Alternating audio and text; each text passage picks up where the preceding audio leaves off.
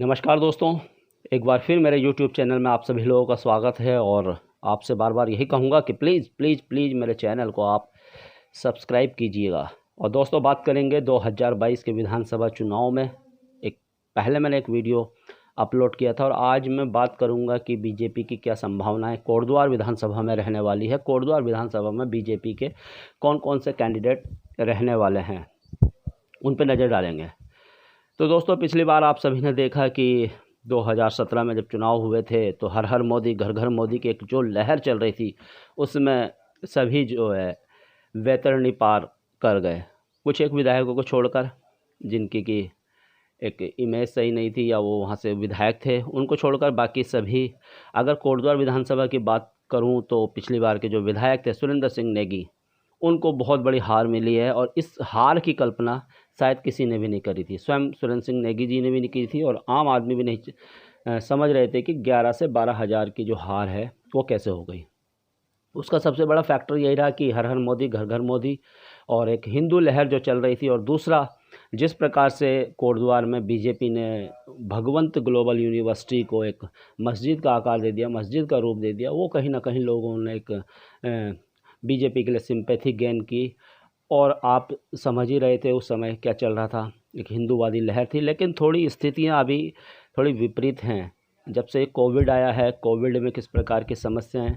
ठीक है, लोगों को मंदिर चाहिए, लेकिन लोगों को सबसे पहले खाना चाहिए, उनको सुविधाएं चाहिए। उसके बाद हर व्यक्ति जो होता है, आपने देखा होगा कि मंदिरों में वही ज़्यादा से ज़्यादा चढ़ावा देते हैं जिनको ऊपर वाला सब कुछ देता है, संपन्न करता है। गरीब आदमी तो वहाँ एक भंडारा खा के आ जाता है और एक ज़्यादा से ज़्यादा 11 रुपये का प्रसाद भगवान को जरूर मानता है। भगवान के लिए पूरी श्रद्धा उसके पास होती है और वो कुछ भी गलत कार्य करने से डरता है। वो सोचता है कि भगवान देख रहा है, लेकिन वो उस प्रकार से चढ़ावा नहीं दे पाता। वो इसी तरह से है कि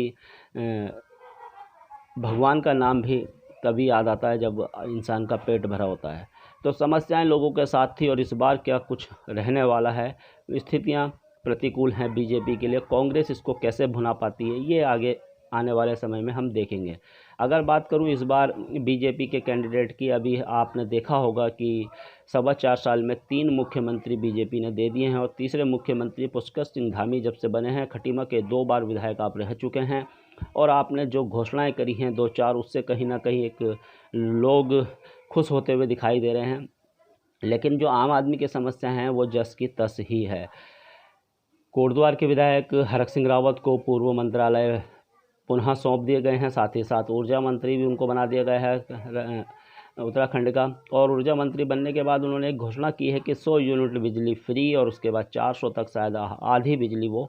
और कहीं ना कहीं इस प्रस्ताव को अपनी कैबिनेट में ले जाएंगे और क्या कुछ होता है वो देखते हैं।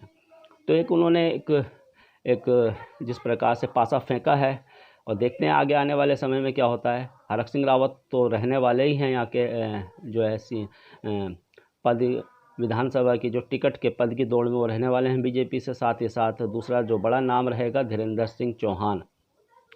धीरेंद्र सिंह चौहान पूर्व में जिलाध्यक्ष रह चुके हैं भाजपा के। साथ ही साथ जब टिकट नहीं मिला आपको तो आपने मेयर का निर्दलीय चुनाव लड़ा और आप उपविजेता रहे। और वो भी कहीं ना कहीं पूरा चुनाव जो है मेयर का कंट्रोवर्सी में रहा कि धीरेंद्र सिंह चौहान जीत गए हैं, कुछ गिनती सही नहीं हुई है, इस प्रकार से पूरा वो मैटर रहा। और उस पूरे मैटर में जिस प्रकार से कोर्ट तक भी वो मामला गया है। तो धीरेंद्र चौहान भी एक बहुत बड़ा चेहरा रहने वाला है। अब उनको टिकट मिलता है या नहीं मिलता है, कुछ जैसे बीजेपी वालों से हमारी जो बात चली है, मेरी जो बात हुई थी, उन्होंने कहा था कि किसी भी निष्कासित व्यक्ति को हम टिकट शायद बीजेपी नहीं देगी।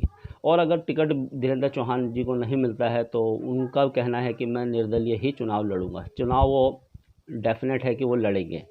तो दूसरा बीजेपी के कैंडिडेट धीरेंद्र सिंह चौहान होने वाले हैं।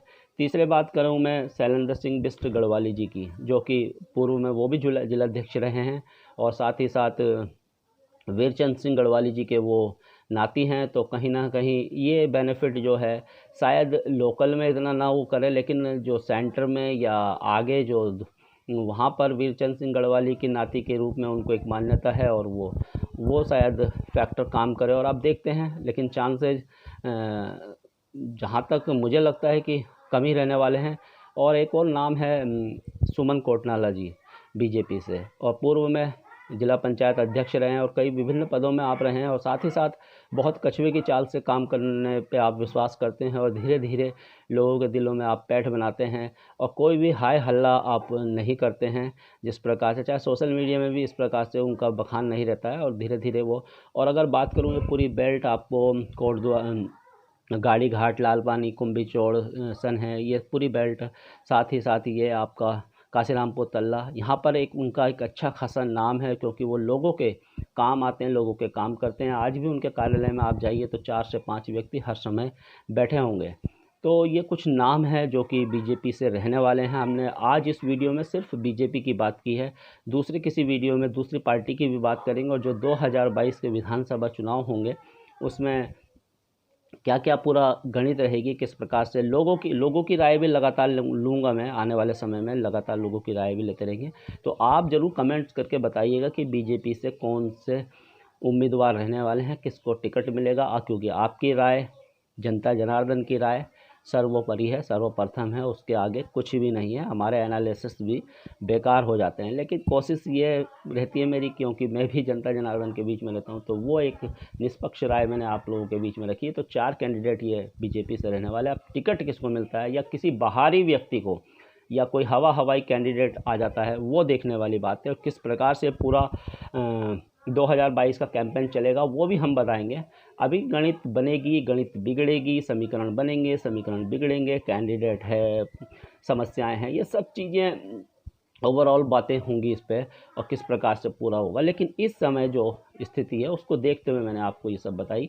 शायद कुछ लोग मेरी बातों से इत्तेफाक न रखते हों, लेकिन ये जो मेरी अपनी एक पब्लिक ओपिनियन है, ये मेरी पर्सनल ओपिनियन है, और ये वो मैंने आपके सामने रखी। तो दोस्तों प्लीज़ मेरे वीडियो को आप लगातार शेयर करते रहिएगा, सब्सक्राइब भी कीजिएगा चैनल को, और मैं भी ऐसे इश्यू पर लगातार बात करता रहूँगा।